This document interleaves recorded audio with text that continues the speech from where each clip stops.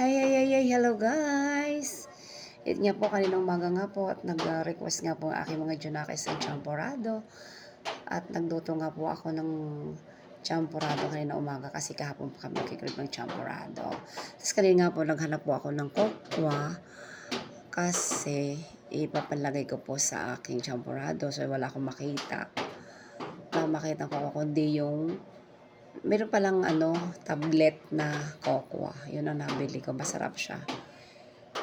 Okay naman siya. Nagyan ko siya ng mait na tubig. Pero hindi siya natunaw, guys. Ang ginawa ko is pinino ko para lamang po ay mailagay natin sa champorado.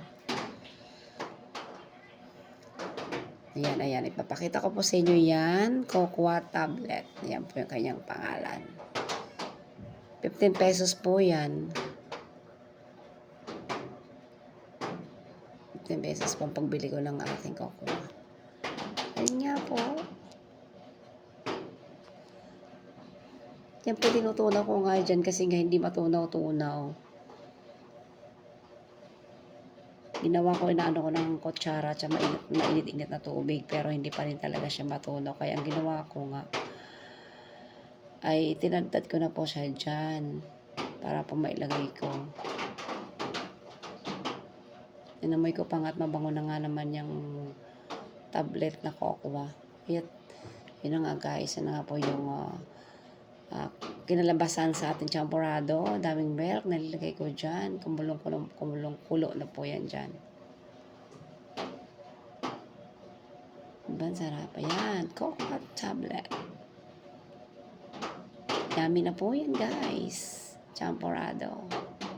Hindi tinipid sa gatas.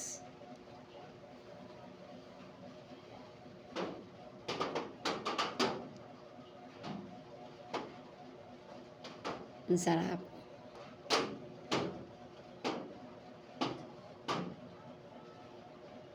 Kaya pagising nila kaninang pagising nila, meron na po silang almusal na champorado. At mahina lang nga po ang apoy na inalagay ko dyan kasi nga na medyo natututong na yung ilalim. Yan. Alam niyo ba guys, yung champoradong yun, inabot pa yun ng hapon. At may sobra pa po yan. At minrenda nga po ng aking afam. Ayan.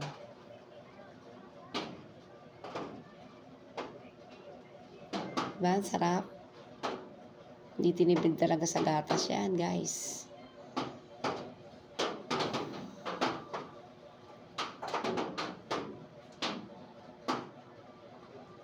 Yan. Kita mo ulit, dinagdagan ko pa ulit dyan ng gatas.